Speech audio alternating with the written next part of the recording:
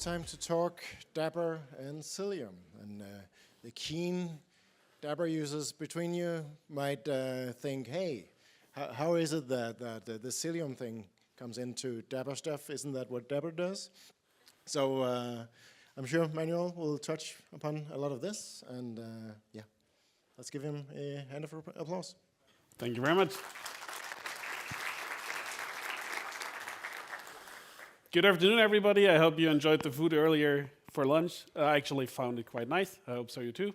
My name is Manuel. I'm working for a German IT consultancy company called Concentric. I previously worked within the CNCF vendor space for the past 5.5 years or something. I first worked for Traffic Labs, the company behind Traffic, which might ring a bell for a couple of you folks, and previously at Solo, which is like, yeah, they like to call themselves a service mesh company. I let others decide whether or not that's a good claim. For today, as already introduced, I want to talk about how we can we can connect and how we can combine two super powerful tools, namely Cilium and Dapr together, and what is like the added benefit and why would we want to do that. What is the key points we want to touch on today? First, a super quick introduction into what is Dapr, because I'm not really sure how much of you have already learned about Dapr and what it is. Then a super quick one-on-one on service meshes, because it's like a foundational topic for that talk, so we should probably touch on that. A quick differentiation between sidecar-less service meshes and sidecar-based service meshes, because that will also be important throughout the talk. Then I will introduce you into another deployment model of Dapr, which is called Dapr Shared, and why this is important in that context. Then a super quick intro into Cilium, and then praying to the demo gods, I will have a live demo. Last KCD, my live demo broke because of a network failure. I double-checked network for today, so hopefully we will be fine. I try to leave room at the end for questions, so if you have questions, yeah, hopefully we will get to them eventually. Sounds good? Let's get going. So first, what is Dapr? The term Dapr stands for Distributed Application Runtime, and they call themselves the APIs for building secure and reliable microservices. But that's kind of buzzwordy. So what does that actually mean? If we take an example and look at how distributed applications, in that scenario, it's like a high-level view of a fictional e-commerce shop looks, typically today with microservice-based architectures, there's a lot of moving parts, right? Like we have multiple services which might be connected directly, which might be connected indirectly. There's things involved such as message brokers, storages, and whatnot. So there's really a lot of moving pieces, right? And then not only are services potentially interconnected between each other, then we will also come into things like gateway services, because we have potentially ingress traffic that is coming into the system and all that kind of things. And Dapr tries to help in that very scenario. How do they do that? If we look at that distributed applications and we just take an example, they do so by providing components which provide those APIs, or how they call it, building blocks. So in this scenario, we see on the screen, one potential building block that they have is called PubSub for publish subscriber messaging. And this building block features a couple of components which actually implement that functionality. So from the Dapr point of view, you would start a PubSub, basically, just a PubSub process, let's say. And in configuration, you configure what is actually the broker behind that PubSub. So in this scenario, for example, for a local development environment, that could be a Redis store, right? Or whatever you want to do.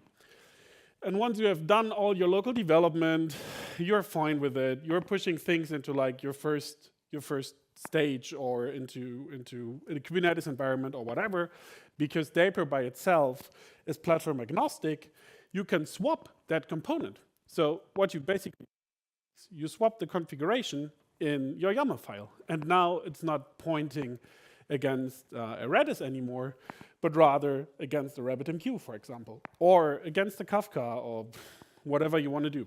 And not only for vendor versions or vendor solutions, this is also cloud agnostic. So for example, for PubSub, it could also be Amazon SQS, Azure SNS, I don't even care. Like basically all the cloud provider solutions that they offer you, they're basically just a YAML configuration away, if you want to stay in buzzwordy things.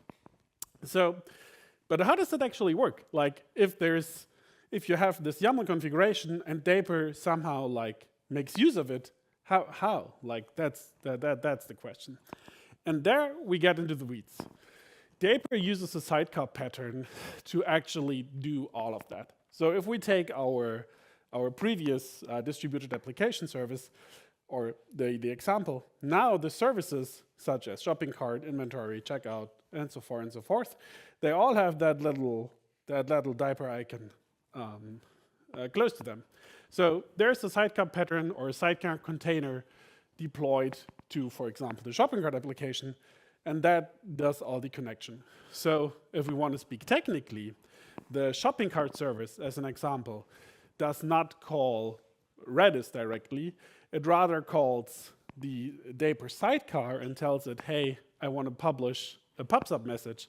And then Dapr is responsible of figuring out where to push it, basically. But this sidecar pattern approach makes it so makes it so easy to move it between environments and between clouds. And for the building blocks that Dapr offers, as you can see by the dots in between, PubSub is one example. But the other example, and that's what we were going to go hard on for today's talk, is Dapr also provides service invocation. So if, for example, the shopping cart service wants to call the checkout service, they would not call directly, but rather the shopping cart service would call its sidecar, and then this sidecar would call this sidecar to eventually get to the checkout service. And now you might want to ask, why would Dapr do that? Isn't that what like somewhat of a service mesh is already doing? Because I mean, it's interfacing connections and all that. And you're somewhat right. But before we actually get deep on that, let's take the super quick one-on-one into what's a service mesh. And the responsible for the service mesh in itself is a dedicated infrastructure layer, typically in microservice environments, and more typically in Kubernetes, who does things, right? And what you use it for, you usually offload important functionality to it, which you would not like to re-implement in all of your services, right? So service discovery and routing, observability, security, traffic encryption, traffic management, resiliency, all that things you want to have handled, but which is very tedious to implement in each and every service. Again, and in a typical sidecar-based service mesh, all of those pods have the sidecar as in Dapr, and they just talk to each other in order to do those things. For current service mesh implementations, I just picked the big one. Logo size does not matter how good or how bad I think this implementation is. It's just a copy-paste of logos. So yeah.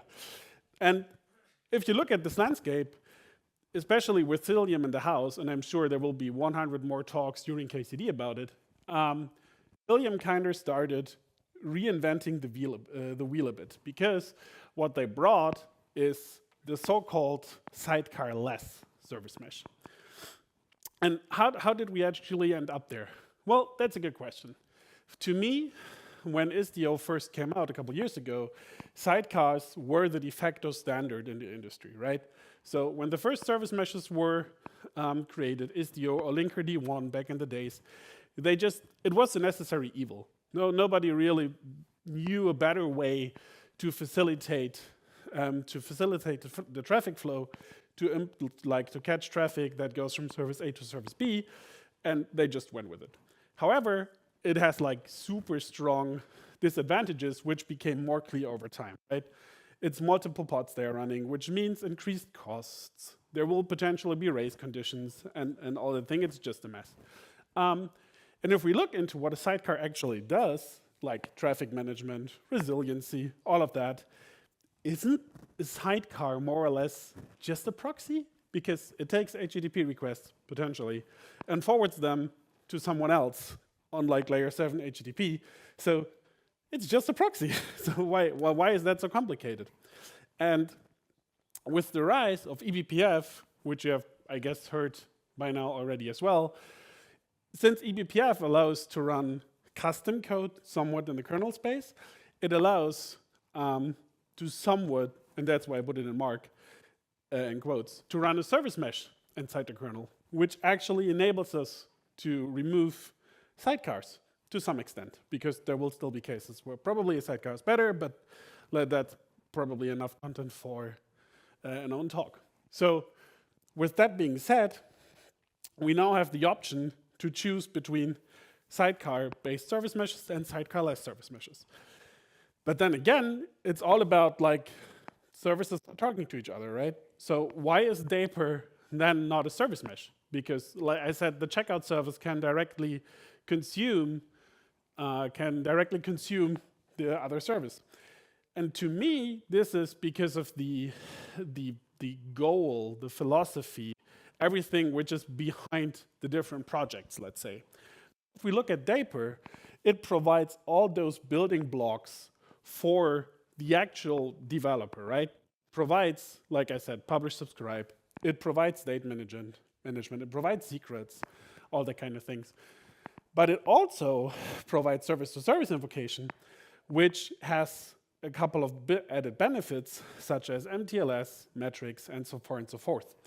And if we look at what a service mesh offers, as I said in the beginning, it does somewhat of the same. Like Istio got, I guess, prominent because it offered MTLS. So there is like room in the middle where both solutions somewhat offer the same capabilities, right? And that's why I think that sometimes Dapr is being mistaken as a service mesh, but it's not, to get to that answer. It's not a service mesh, but it offers overlapping capabilities. If we look at service invocation, MTLS between services, and all that kind of things. But again, the focus is different. Dapr focuses on providing good building blocks, on good APIs that help in building scalable distributed applications without like any of us building the 100th integration into a Kafka, RabbitMQ, whatever. I think we all did that enough. And the service mesh, on the other hand, focuses on wiring things together, wiring those services for the distributed application together. So to me, it's not a Dapr is a service mesh, it's rather use them together, right? Because then they can do great things. But where do we cross the, oh, and this green looks awful on the screen, but okay. But how do we build the bridge? I said at the beginning, Dapr usually comes with a sidecar for every application, or for every service in the application. And then we have this Cilium service mesh, which can somewhat run sidecar-less. How does this work together? And for this to work together, luckily the Dapr guys provide another deployment model, which is called Dapr Shared. What Dapr Shared does is it kind of decouples the life cycle of an application or from a service from the life cycle of a Dapr instance. What that means is if I have my, let's say the checkout service, and this checkout service has 2 replicas, I don't know, then typically I would have 2 sidecars, 1 for each replica. But with Dapr Shared, I would have 1 separate instance of Dapr running, which is responsible for doing things such as service invocation. And this flexibility, because now it's decoupled, right? I can do all the things that I want. This flexibility allows us to build great integrations, because now you can decide whether or not what to do with it. Do I want to deploy Dapr Shared as like a deployment with 1 replica? Do I want to deploy it as a daemon set so it gets deployed to every node? It really depends on what you want to do and what is your What is your target? And that allows for integration, especially with sidecar-less service meshes, because Dapr doesn't like put a sidecar everywhere. We decide on what Dapr instances we need.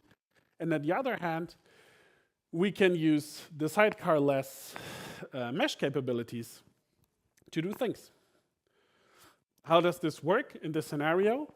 In this scenario, we now have a Dapr shared instance, which we could, as I said, deploy as a daemon set or a deployment. It doesn't really matter. And then we have a pod, and in this pod there is a Dapr D instance running, so what you would typically call as the sidecar. And you have your application running somewhere, doing something, and it would connect rather than through the local host as it would do in a regular sidecar deployment. It would actually target the Kubernetes service object, which is like handling the connections to this daemon set and eventually to that pod. So you have like the regular service, the regular service communication inside your Kubernetes cluster, which is then handled by the CNI. And as we all know, luckily, Cilium is also a CNI. So there we go into why those can work together greatly. For Cilium, just a super quick one-on-one for those who might not have heard of it. Cilium basically, and I'm pretty sure that Raymond will say that tomorrow in this talk as well, Cilium kind of is like the Swiss Army knife for Kubernetes networking. It provides a shit ton of features, which I'm not going to repeat. But the ones that are important for us here is that it provides the implementation of a sidecar-less service mesh. It utilizes eBPF for the necessary kernel additions so that we can catch traffic and all that things. It also features envoy proxy instances for layer 7 capabilities, so for HTTP capabilities.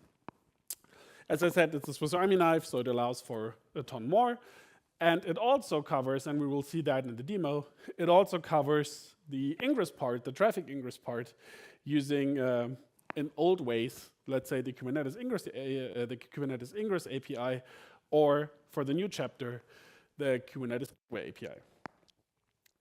So with all of that being said, how do we actually Daperize things? How do we, if we want to combine them, how do we do that? And that's relatively simple.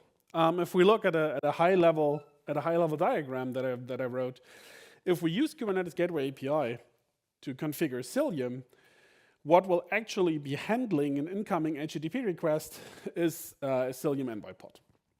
And this Cilium envoy pod will then forward to one first instance of a Dapr shared instance, which I will have called Dapr shared or ingress Dapr. And then it will call a second ingress shared, which is called Who Am I Dapr, because my dummy app is called Who Am I. And then from there it goes to the Kubernetes Who Am I service. And then either, since we want to do with different versions and have some looks there, v1 and v2. That's the demo simplified that I will use for today. 60 minutes left on the clock with questions at the end. Let's get to it, otherwise we will run out of time no matter what. So, for the demo part, I will make that a bit bigger, aligning on what I see on this screen. Is that readable? Oh, it's actually hard to see. Not, but it's okay, great. So what do we have? Like I said, we have, I start at the front. We have a Cilium gateway, which is configured, which is handling our ingress part. For those of you who know Gateway API, it's the typical Gateway API gateway. So we have a gateway. It has a listener, an HTTP listener on port 80. Story told. Nothing fancy about this one. We configure routing in Gateway API by utilizing a concept called HTTP routes. That's kind of the ingress part for Gateway API. And for this demo, I have prepared an ingress route with multiple. So first off, all requests will go against this host name. So then my HTTP route knows what to do. And we will have 3 different scenarios. First, if we just just go on the port 80, we expect to be forwarded to the whoami service on port 80. So like the most simple thing you can imagine for that to do that. So we do the curl, we see we get to the service, we see that we got landed on v2, but whatever, right? We have some headers, so nothing crazy. So that's just, like that's totally out of Dapr at that point in time. But let's change things. So if we actually want to Daprize that call chain, right, so that the instances start calling each other, we will look at this part of the configuration. What the Gateway API offers is, first off, we will match on the same URL, but for everything in the path, which is prefixed with Dapr. And if that happens, then we will use a URL rewrite filter to rewrite the URL that is forwarded to the backend of this call.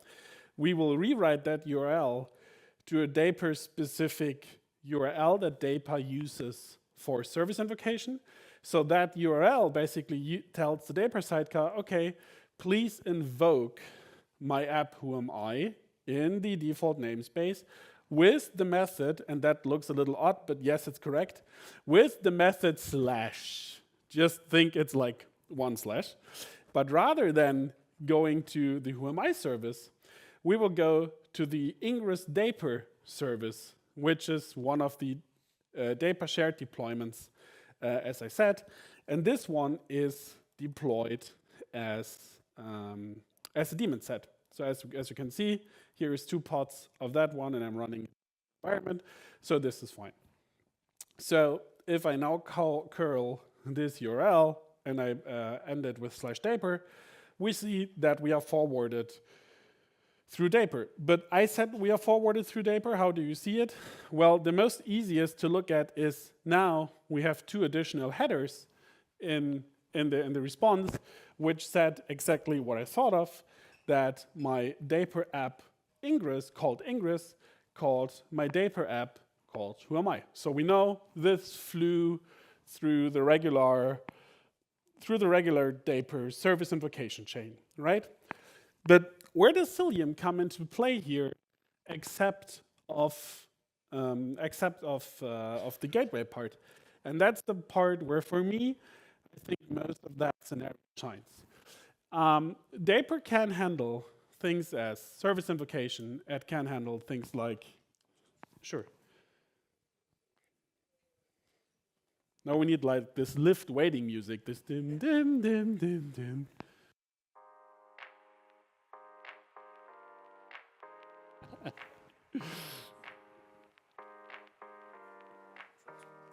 Sorry?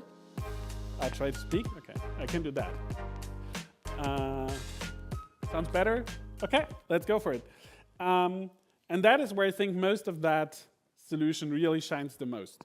Dapr is cool because it offers things like resiliency and stuff, but what it, for example, does not offer is weighted load balancing. Like in case, for example, you want to roll out your apps in like a blue, green, whatever deployment fashion, you couldn't do that through Dapr because Dapr does not allow for that. But luckily Cilium allows for that. So how we're doing that is we take another HTTP route, if I see it in my thing here, and through something which is called Gamma, and I'm sure there is a talk, or if I remember correctly, there's a talk about that tomorrow.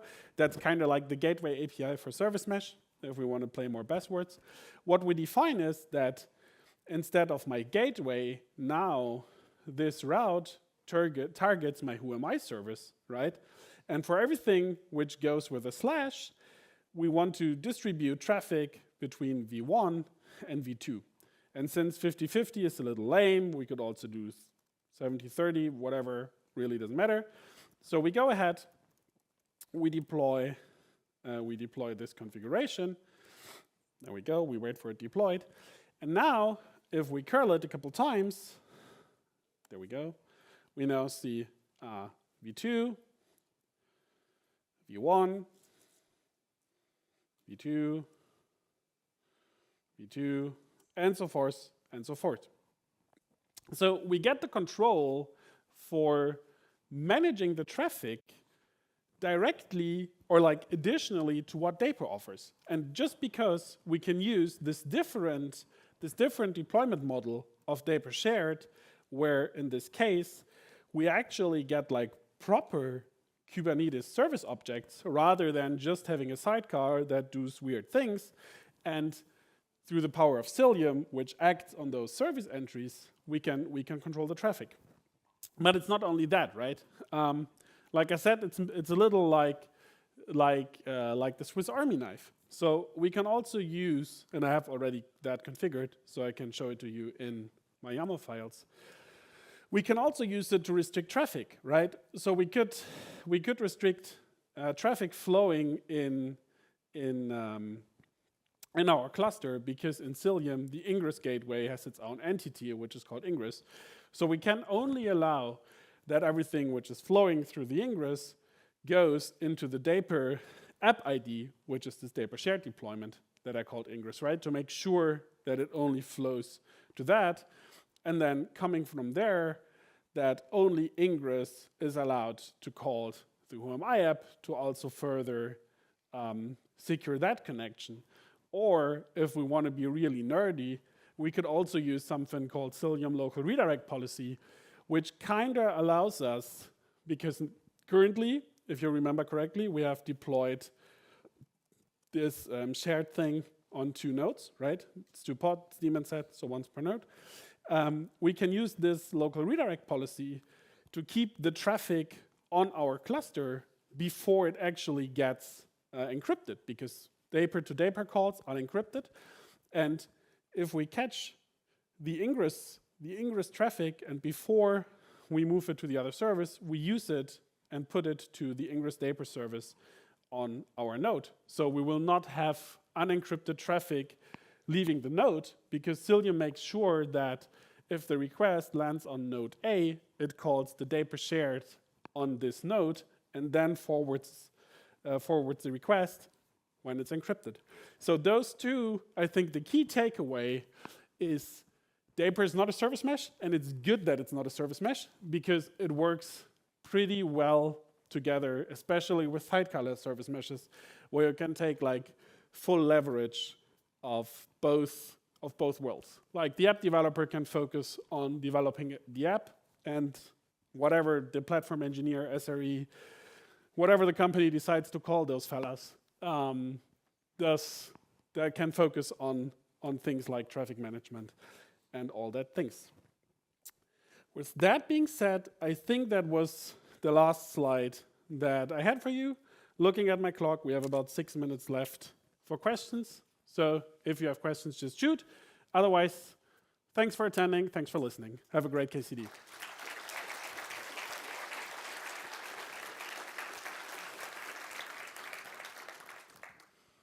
Any questions?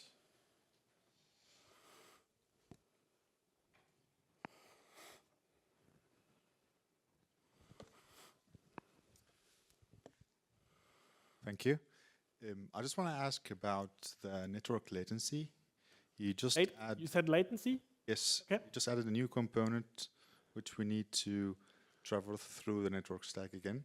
One of the most things I liked about Cilium with the serviceless approach, that they removed the sidecar from the equation, which mean you just like saved one network stack.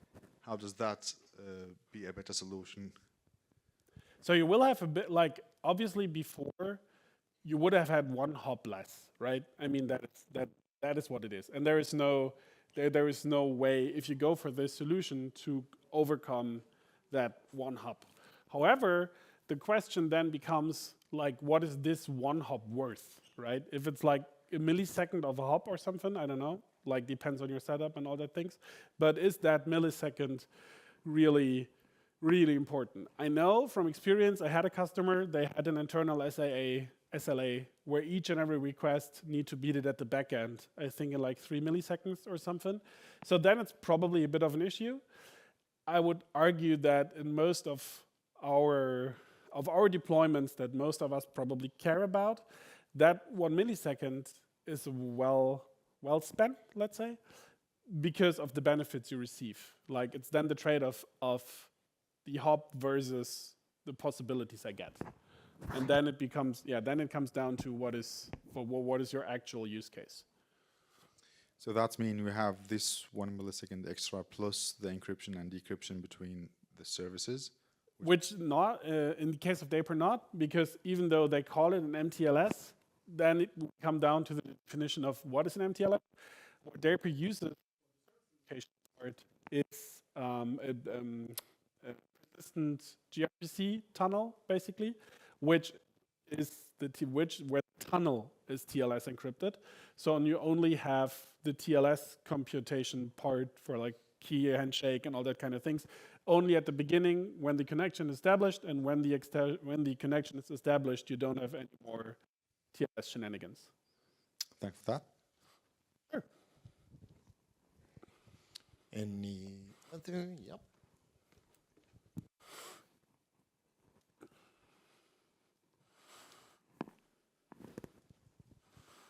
I'm just going to the side so I can actually see you. By moving the Dapr to become a daemon set, you kind of lose the pod-to-pod intra-node encryption then. Unless you use, unless you use something like the local redirect policy. That's why I showed it, because then it stays on the node and only leaves the node through the encrypted tunnel. Yeah, but originally, if I understand you correctly, with the Dapr sidecar, you could do pod-to-pod encryption cross-node or intra-node. No, because, depends. If you run it as a regular sidecar, the request, then it's in the same network stack, right? Then sidecar and pod are in the same network stack. That call would still be unencrypted because, Sure. it's the same stack, but whatever. And then once it leaves that stack, then it would be encrypted, yes. At the moment where you go for this, then potentially you have the inter-node request, which is unencrypted. But, yes, it's unencrypted on the node. I personally would argue if you have an attacker that's already listening on that node, then you probably have an issue anyways, at least based. But it's a difference, yeah. And if your workloads are so critical that you need it to be encrypted, starting at the network stack, then the beauty of this solution is, then put it in a sidecar, right? You are flexible. You can do whatever you need to do. One last question. I'm apparently blind. Everyone is pointing. Here's There also you go. one. Yes. You. And then I keep standing here. So the local redirect policy has this issue that you need to set it up for every service, right? Yes. Would it not be smarter to use transparent encryption from Cilium? You could do that as well. Then you could sometimes use WireGuard or whatever to do that. Yeah, sure. You can. They solve the same problem. It's just my question, they solved the right? same problem. I was too lazy to set it up using WireGuard, to be honest. And since local redirect policy, I think, is new as of 1.16, so I wanted to play with it, and I felt it's a good case to use it. But for sure, you could also use transparent Cilium encryption or whatever. Cool. Works. Thank you very much.